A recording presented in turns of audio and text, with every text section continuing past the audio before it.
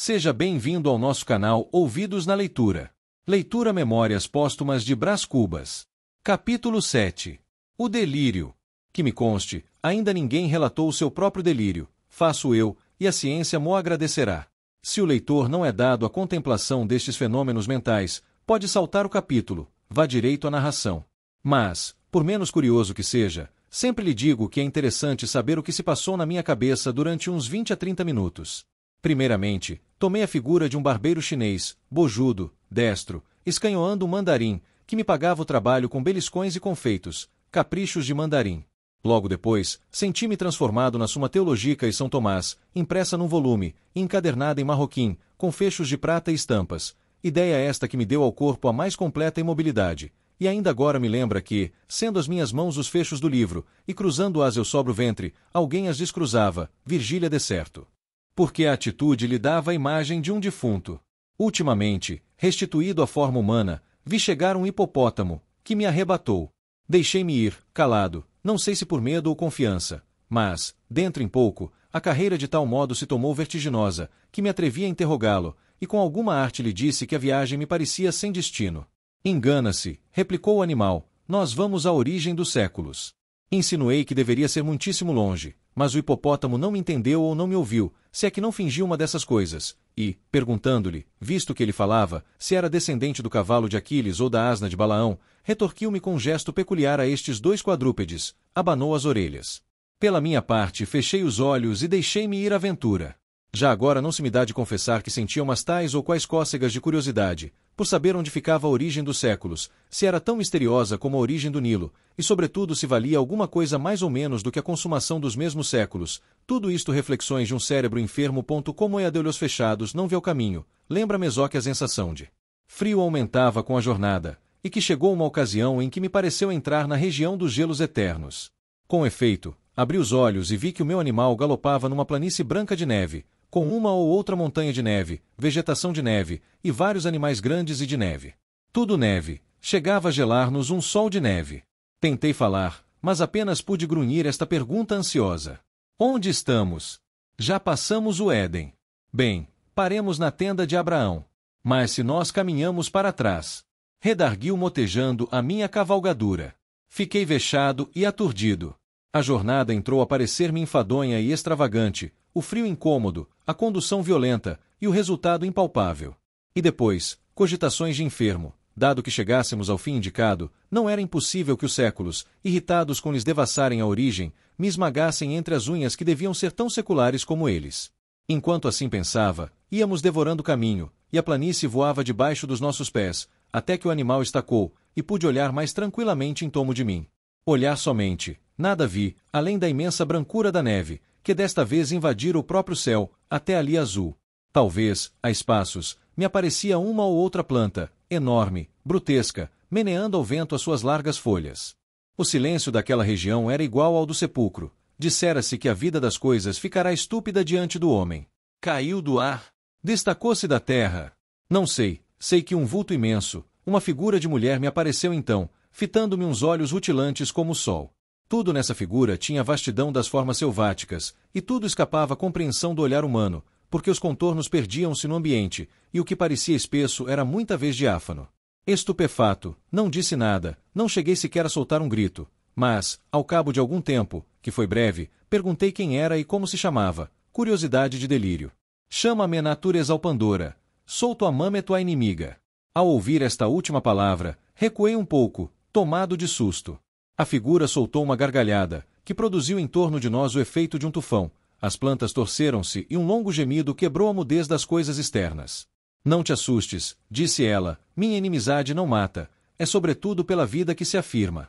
Vives, não quero outro flagelo. Vivo? Perguntei eu, enterrando as unhas nas mãos como para certificar-me da existência. Sim, verme, tu vives. Não receis perder esse andrajo que é teu orgulho. Provarás ainda, por algumas horas, o pão da dor e o vinho da miséria.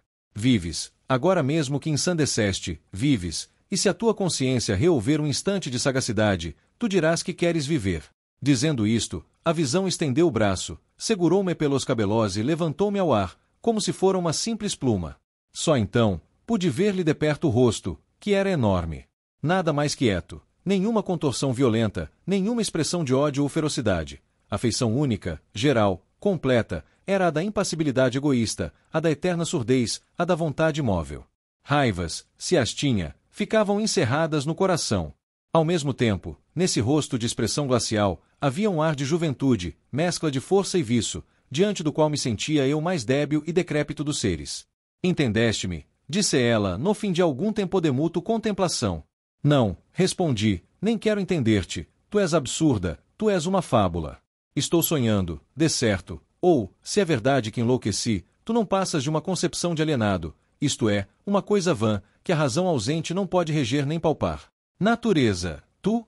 A natureza que eu conheço é só mãe e não inimiga, não faz da vida um flagelo, nem, como tu, traz esse rosto indiferente, como sepulcro. E por que Pandora? Porque levo na minha bolsa os bens e os males, e o maior de todos, a esperança, consolação dos homens. Tremes. Sim, o teu olhar farfacina-me. Creio, eu não sou somente a vida, sou também a morte, e tu estás prestes a devolver-me o que te emprestei. Grande lascivo, espera-te a voluptuosidade do nada. Quando esta palavra ecoou como um trovão naquele imenso vale, afigurou-se-me que era o último som que chegava a meus ouvidos. Pareceu-me sentir a decomposiçambis. Então encarei-a com olhos súplices, e pedi mais alguns anos. Pobre minuto! Exclamou. Para que queres tu mais alguns instantes de vida? Para devorareses devoraduces. Não estás farto do espetáculo e da luta? Conheces de sobejo tudo que eu te deparei menos torpe ou menos aflitivo. O alvor do dia, a melancolia da tarde, a quietação da noite, os aspectos da terra, o sono, enfim, o maior benefício das minhas mãos. Que mais queres tu, sublime idiota? Viver somente, não te peço mais nada. Quem me pôs no coração este amor da vida, senão tu? E, se eu amo a vida, por que te has de golpear a ti mesma, matando-me? Porque já não preciso de ti. Não importa o tempo, o minuto que passa, mas o minuto que vem. O minuto que vem é forte, jocundo, supõe trazer em si a eternidade, e traz a morte, e perece como outro, mas o tempo subsiste. Egoísmo, dizes tu? Sim, egoísmo, não tenho outra lei. Egoísmo, conservação. A onça mata o novilho porque o raciocínio da onça é que ela deve viver, e se o novilho é ter-o tanto melhor, eis o estatuto universal. Sobe e olha. Estou dizendo, arrebatou-me ao alto de uma montanha. Inclinei os olhos a uma das vertentes, e contemplei, durante um tempo largo, ao longe, através de um nevoeiro, uma coisa única. Imagina tu, leitor, uma redução dos séculos, e um desfilar de todos eles, as raças todas, todas as paixões, o tumulto dos impérios, a guerra dos apetites e dos ódios, a destruição recíproca dos seres e das coisas. Tal era o espetáculo, acerbo e curioso espetáculo. A história do homem e da terra tinha sim uma intensidade que lhe não podiam dar nem a imaginação nem a ciência, porque a ciência é mais lenta e a imaginação mais vaga, enquanto que o que eu ali via era a condensação viva de todos os tempos. Para descrevê-las iria preciso ficharelaga. Os séculos desfilavam num turbilhão, e, não obstante, porque os olhos do delírio são outros, eu via tudo o que passava de mente, flagelos e delícias, desde essa coisa que se chama uma glória tes. E via o amor multiplicando a miséria, e via a miséria agravando a debilidade. Aí vinham a cobiça que devora, a cólera que inflama, a inveja que baba, e a enxada e a pena, úmidas de zoor e a ambição, a fome e a vaidade, a melancolia, a riqueza, o amor, e todos agitavam homem como um chocalho até destruí-lo, como um farrapo. Eramas formas várias deu mal, que ora amor de avi cessera, ora amor de ao pensamento, e passeava eternamente. Em derredor da espécie humana. A dor cedia alma uma vez, mas cedia a indiferença, quer ao sonosa em sonhos, ou ao prazer, quer a uma dor bastarda. Então homem, flagelador e rebelde. Corre adiante da falidada foz, atrás de uma figura nebulosa esquiva, feita de retalhos, um retalho de impalpável, outro de improvável, outro de invisível, cosidos todos a ponto precúrio, como a agulha da imaginação, e essa figura. Nada menos que a quimera da felicidade, ou lhe fugia perpetuamente, ou deixava-se apanhar pela fralda, e o homem a cingia ao peito, e então ela ria, como um escárnio, e sumia-se, como uma ilusão. Ao contemplar tanta calamidade, não pude reter um grito de angústia, que natureza ou Pandora escutou sem protestar nem rir, e não sei por que lei de transtorno cerebral, fui eu que me pus a rir, de um riso descompassado e idiota. Tens razão, disse eu, a coisa é divertida, vale pen, talvez monótona. Mas vale a pena. Quando Jó amaldiçoava o dia em que fora concebido, é porque lhe davam ganas de ver cá de cima o espetáculo. Vamos lá, Pandora, abre o ventre, e digere-me. A coisa é divertida, mas digere-me. A resposta foi compelir-me fortemente a olhar para baixo, e a ver os séculos que continuavam a passar, velozes e turbulentos, as gerações que se superpunham às gerações, umas tristes, como os hebreus do cativeiro, outras alegres, como os devassos de Cômodo, e todas elas pontuais na sepultura. Quis fugir, mas uma força misteriosa me retinha os pés, então disse comigo: bem, os séculos vão passando, chegará o meu, e passará também, até o último, que me dará a decifração da eternidade. E fixei os olhos, e continuei a ver as idades, que vinham chegando e passando, já então tranquilo e resoluto, não sei até se alegre. Talvez alegre. Cada século trazia sua porção de sombra e de luz, de apatia e de combate, de verdade e de erro, e o seu cortejo de sistemas, de ideias novas, de novas ilusões. Em cada um deles rebentavam as verduras de uma primavera, e amareleciam depois, para remoçar mais tarde.